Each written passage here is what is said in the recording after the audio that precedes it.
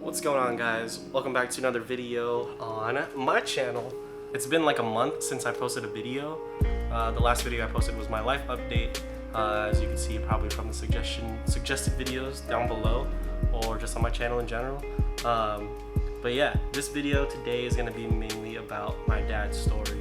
Basically the situation at hand, what happened, everything like that. So if it gets too serious or too emotional, I'm just going to keep cutting clips just so you guys don't see me cry and stuff. I mean, I've been putting on a strong face for a while now, so I'm pretty sure I can get through this. So without further ado, let's go start this off. In my previous video, I guess I had stated that there was like a big backstory as to why we didn't think this was dad that had killed himself. But yeah, so I guess 4 years ago, my dad was diagnosed with depression. He never took his medication, actually. We have his bottles and stuff of like the medication. He probably took less than 10, I believe, less than 10 pills throughout the 4 years, but yeah, he just never really took it. I guess we didn't really see the signs of anything. My dad did have like a gambling addiction. He did work at a casino, so I mean, I don't think that helped with his gambling. I guess my mom and dad got into an argument, like this was a long time ago. There was some issue, and they were just arguing all the time, arguing. And then my dad just wanted it to stop, and I guess he had told my mom that he had sold his soul to the devil, which my mom was like, you need to take that back, don't say that. And he's like, there's nothing I can do. I already did. And so I guess we kind of went through life and everything. Let's see. It's sorry if this is like all over the place. There's like a lot of components. Yeah, so his gambling issue. Like last year, he had a gambling issue. Like there was a lot of money that was lost in the last gambling instance that he had, which my parents got into a fight, and it was just a pretty big ordeal where a lot of verbal exchanges. But he had told us, like, as a family, and so luckily we were all there to kind of like calm the situation. But my mom had made it known that the next time he gambles, that would kind of be it, you know. And on May 6th, he had gambled again, because we have this family app called Life 360, and you put location services on and you can see where everyone's at. And he was at a casino for like the whole day, and he didn't text us. And we also have a family group chat. It's called Ohana, with like a bunch of emojis and stuff, and usually we update everyone where we're at, what our whereabouts are, what happened that day and everything, just to keep us like close as a family. I mean, don't get me wrong, we're a really close family. Like a lot of my friends would say like, wow, I wish I had your guys' relationship, I wish we were close like your family. But to me, I feel like that's how a family should be. But I guess I'm blessed enough to be in a family where that is true and pure. But back to that. So he was at a casino, and then he came home, and then my mom was just like, I know you were at a casino, I know what you were doing. And my dad didn't say anything, and he knew, you know, what he was getting himself into. So he went upstairs, he packed a bag, he left his ring on their bathroom counter, and then he left. He was living in his car, but like there was never a point where my mom kicked him out. There was never a point where we kicked him out. It was his decision, and for that next, from the 6th to the 18th, around 2 weeks, he was living in his car. He would go to work. He would just sleep in his car. He would come home, like he would call me and be like, "Can I go take a shower?" And I'm just like, "Of course, Dad. Like, yeah, for sure." And whenever he would come in, like, be like, "Dad, like, let's go get food," but he would tell me no. I guess an important piece that I missed was when he left, we had bought a new deadbolt for the door, just because I don't know, something like with the family, we didn't feel safe. I don't know, like it was weird. Like there was just a weird feeling that like we didn't feel safe, so we just had to change the deadbolt on the door just to make sure like he was okay. So he didn't have a key to the house, and so if he wanted to get in, he would call us. So I know he would call my grandma. Grandma would let him in, let him sleep like on the massage chair that he loves. And then I would let him in, take a shower. They would let him in to get food and stuff. But my mom we did this kind of like behind my mom's back, because my mom wanted didn't want him to be in the house without her, but I'm like, that's my dad too, you know, like I would rather, you know, rather than him being asleep in his car where anything could happen to him, I would rather have him like here, you know. But anytime like I offered him like activities to do or like food, he would just deny it. And so like you could already tell that he was in the slumps. It happened over the course of 2 weeks, and me and the siblings, we had like a separate text with our dad to let him know, like, Dad, like, we miss you, we love you, like, it's okay, like, this is a rough patch, but you guys have got through it before. Like, there's nothing that you guys can't get through, you know? Like, it's weird, like, seeing your parents argue and especially get to that level, where, like, one of them leaves, but like I said, there was no one forced out of the house. It was a pure decision upon himself. A couple days before his birthday, because his birthday's on the 15th, I had texted him, like, Dad, let's go celebrate your birthday. And, like, the siblings texted him, let's go celebrate the birthday, because we had originally planned to go take him out to get Korean barbecue, because that's his favorite food. And he denied the invitation. And then he came to the house on the 14th, I believe, when I let him take a shower again. And I was like, Dad, let me go take you out for your birthday. And he goes, it's fine. That's if you see me on my birthday. And that kind of like, that was like a red flag to me. And I was just like, Dad, like, what do you mean? And he just brushed it off. And I was like, okay. So I let the siblings know. I was like, this is what happened. This is what he said. And I just don't feel comfortable. And so we've been keeping like a really close watch on him. Like, we were already keeping a watch on him, but like now everything was like elevated because of what he said. His birthday comes along, we all greet him happy birthday. And then my mom greeted him happy birthday also. It was just like a long text message. And like we read it and stuff too, and like it made me cry, not gonna lie. After that, on the 16th, he texted the group chat that he was gonna be quitting his job. And my mom got upset because, you know, like as kids, like we're dependent on our parents right now. But like, you know, that's like, there's a lot of benefits and stuff that like having his job like provide for us as a family. Like if he were to quit, then we'd have to go look for our own stuff. I mean, like it wouldn't be an issue, but like, you know, it's like, it's another thing that we'd have to go hurdle over. I texted him like this long, I don't know if I still have the text. I'm pretty sure I still have the text, but it's like really far up. But yeah, I was just like, Dad, like, you don't understand, like if you do this, then it's like our future is like gonna be a little messed up. It's gonna be hindered because it's a step back for us, because we can't focus on what we need to do to get to where we need to go and help you guys out because of this setback, because it would set us back pretty far. I mean, like the gambling issue did set us back far, but we're recovering from it, and if we were to do that, then, you know, it would be a further step back, and that's obviously something that we don't want to do or want to have happen. Me and my sister were just like, we need to go visit Dad like at his work, because he worked at San Noel in San Bernardino. And then we called our other sister, the oldest sister, and we're just like, do you want to go with us, like talk to Dad and see like if we can just like, you know, just talk to him. And she had a test the next day, and then I made the decision. I was like, yo, you need to like focus on that, because if Dad does quit his job, like then what do you have? And she's supposed to be graduating next year to be a nurse, to be a registered nurse. And I was like, you need to focus on that, because that's your future. And if you don't pass that, then you're going to be stunting yourself, and like you need to get this done. And so me and my sister Regine, we went to his work. We've never been there before, so it was like, it's a nice casino. Like, we have never been there. We stepped foot, we were just like, whoa, this is freaking amazing, you know? Like, I didn't know that the prestige and like the luxury of the casino was to that extent. Went over there, we're looking for him. Like, we probably spent like an hour and a half looking for him. I left this out. So he left the Life 360 app, which is the GPS thing, but luckily me and Justin, my little brother, we knew his login for his Apple ID, so we were able to go and find my iPhone and figure out like where he was at. So we would check up on him and be like, okay, he's at like someone's house right now, like it could be a sibling, we don't know who it was, or he's at work, or he's like at another casino or something, probably, you know. But yeah, so we logged in to find my iPhone, and we saw that he was in like a different part of the San Manuel building, and we're probably like, oh, he's probably on break. And so we texted him, we're just like, Dad, we're here for you, we'll wait till you get off work and we'll talk to you, let's go sit in the car, let's go talk. And we're like wait for like maybe another 30 to 45 minutes, and then me and my sister are just like, okay, we're gonna go look one more time, and if we see him, we're gonna go talk to him. If we don't see him, we texted him, we're gonna wait in the parking lot, we're gonna tell him where we're at, we're hopefully gonna meet up with him. And so we do that, we walk around the casino for a little bit, and then we see Dad, like he's at the tables. And then we stopped, we froze, and we sat down at the machines for another 30 minutes, like thinking about what are we gonna do, what are we gonna say. Finally come to the conclusion where we like walk by, and if he sees us, we talk to him. And so we walk around, he's facing our direction, and I'm looking at him, and we both make eye contact, and I wave, and he looks really sad and like, you know, down.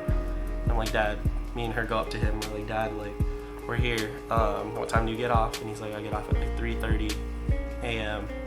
He's like, okay, cool, you know, let's go. We'll wait for you in the parking lot. And he tells us to go meet him in the Food 4 Less parking lot, which is like right down the street from where he works. So we wait for him, my sister falls asleep, and I'm just waiting. And then we meet up, we're talking in the car, and this talk in the car was 2 hours long, but it felt like a lifetime. Like, there's a lot of emotions, everything. Talking about like, Dad, like, you shouldn't quit your job, you know, like, this is the future of the family, and like, we love you. We like, just like, we wouldn't be here if we didn't love you. Like, all the kids love you. Like, don't feel alone. Like, your family loves you. Like, they're willing to take you in. Like, you don't have to live in your car. And then he was just so sad on just like, you know, like, your mom's mad at me. I'm sorry, like, I messed up. And then he was just like, everything he said was like, he was giving up already. And that's what, like, it got me sad, but it got me upset too. Cause like, the way that we were raised was like never to give up regardless of situation and circumstance. I have a part of the video like that I recorded, like the last 30 minutes of the conversation. And I don't want to delete it, I want to keep it just because that's where I hear my dad's voice and everything. And like, it was just an emotional conversation. And we talked. And then this is something that I regret. Like, I got mad because he was giving up. So I left the car, I opened the door and I kind of slammed it. And then I gave him a tight hug and I was just crying in his shoulders. And then my sister did also. And then I got in my car and just waited.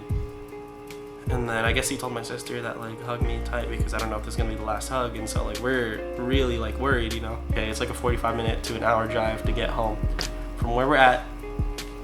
We get home, and then that was on the 16th. And then there's a day in between, and then the 18th is when me, my mom, grandma, little brother had a trip planned for San Francisco, because originally it's supposed to be my dad's like birthday trip, but then they got into an argument, and then we just went. And then my sisters were supposed to go as well, but they had work or school or something, so they were local.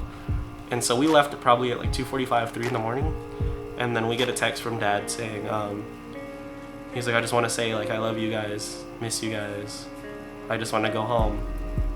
And we told him like, we love you, we miss you too, you know, like, just take care of yourself. We let him know that like, it's not like a smart idea to go home right now because there's a lot of tension, you know, and we don't want anything to happen. Like, we don't want any more like verbal arguments. And so we're driving to San Francisco, and then we're driving, we get there, we update the family, we let them know what's going on, everything. We're having a good time, like me, Grandma, Justin, and Mom. We go to the Ripley's Museum, we're on Pier 39, you know, we're eating food. We meet up with some like family friends, like cousin, uncle, we call them that because like the culture. So I don't know if you guys can see it. Shoot.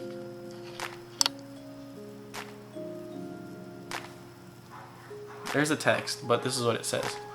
So I had a text between Dad's two phones because he had two phones because he did Uber and Lyft, and so he had like different things.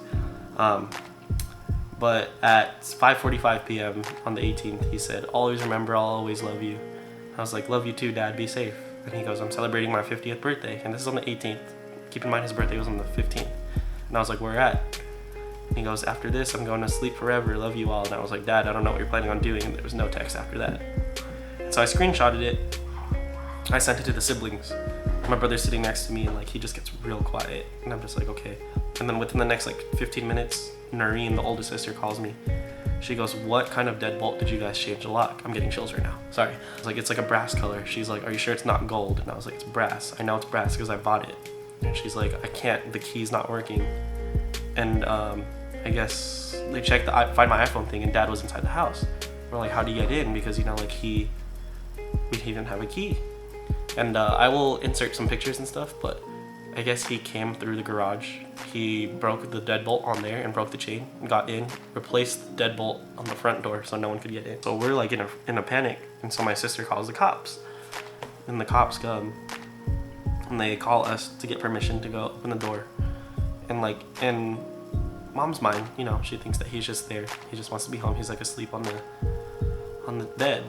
And that's, he didn't see this text that I screenshotted. And then a couple minutes later, he texts the group. He's like, I'm sorry for everything. And then, sorry, let me cut this and then I'll be okay. Hold on. Okay, I think I'm good.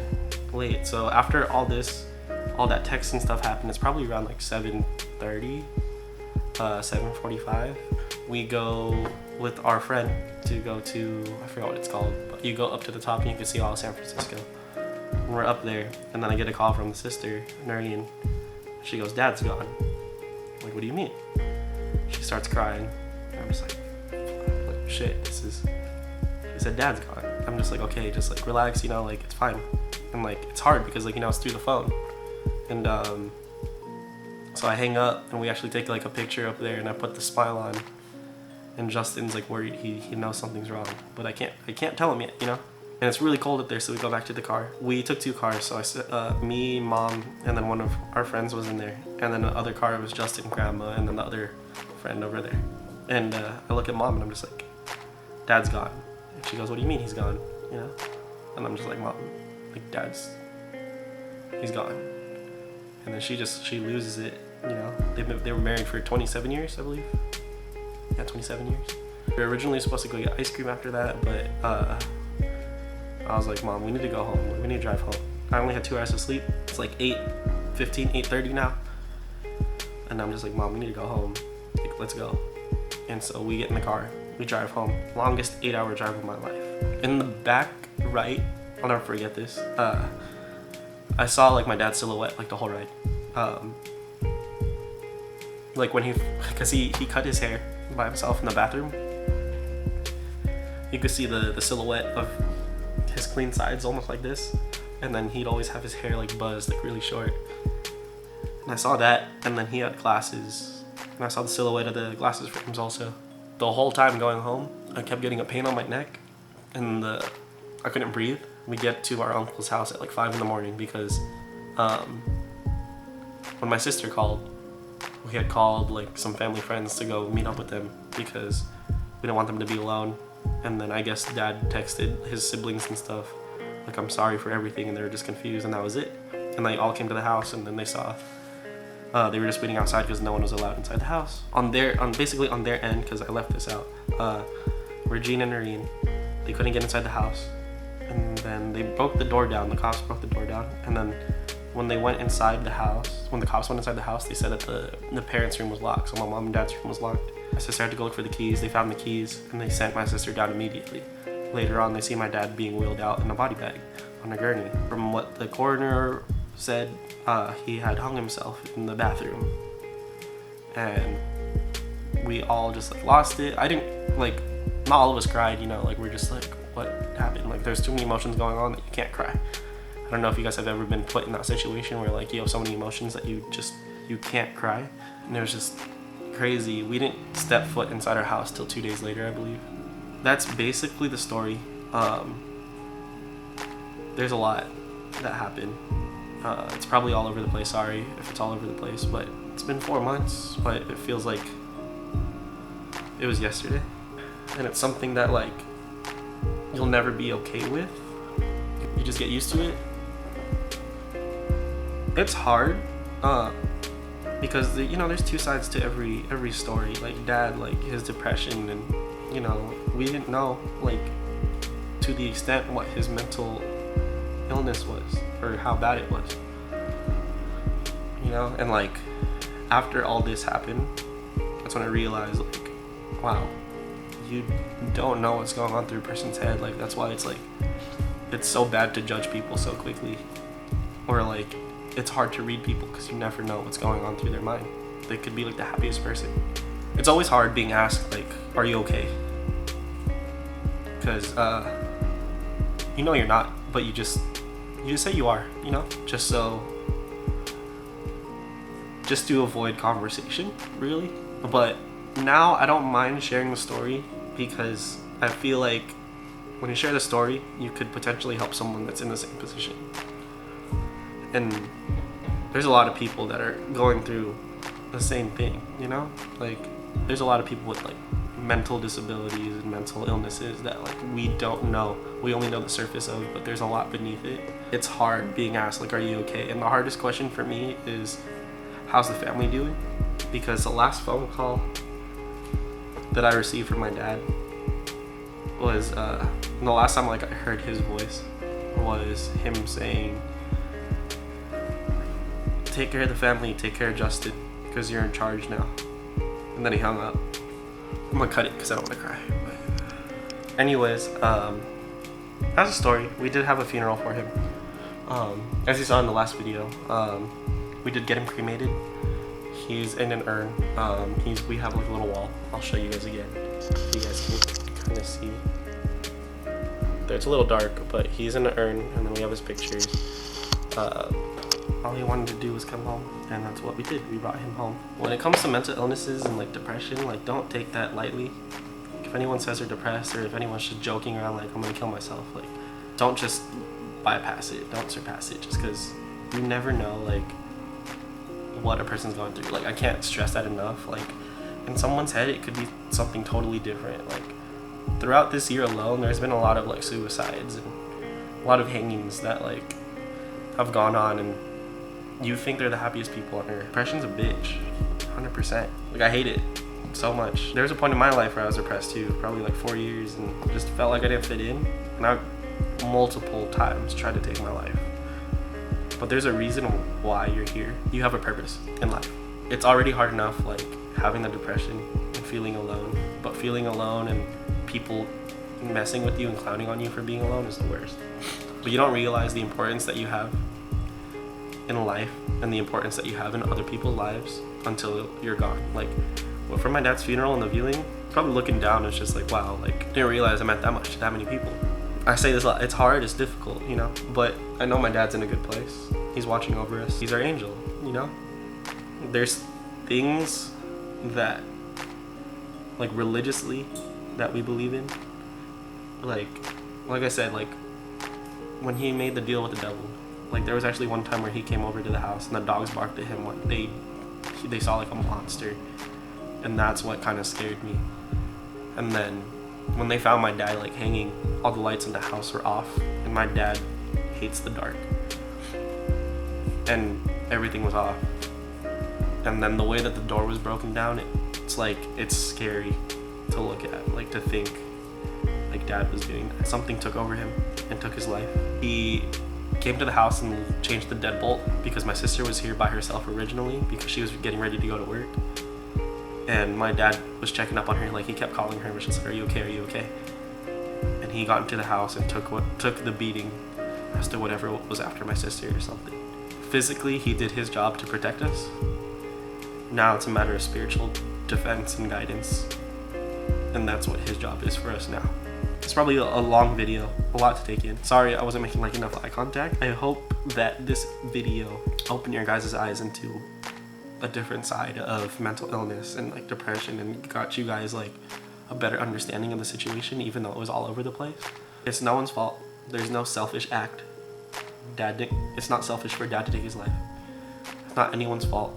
Yeah, this video is just to stop all those false allegations and the false blame towards any specific person or any specific group of people, and like to stop like any selfish like thoughts and everything. But yeah, hopefully this helped anyone that's going through depression or any kind of illness, or anyone that has lost someone, because like the grief process and the grieving, it's tough. I still haven't grieved. I don't think I can grieve. Like now, like it's probably the closest I've gotten to grieving. Yeah, it's just, you gotta put the strong face on for the family. And yeah, well, I hope you guys enjoyed the video. My next video is not gonna be like this. It's not gonna be serious and down like this, but I just wanted to share the story, let you guys know what's going on put you into my life, because I want this channel to be really transparent, really, like, I want you guys to know me for who I am and not just be like a poser, like everything's perfect all the time, because nothing's perfect. But yeah, hope you guys enjoyed it. Stay tuned for the next video. See you guys later.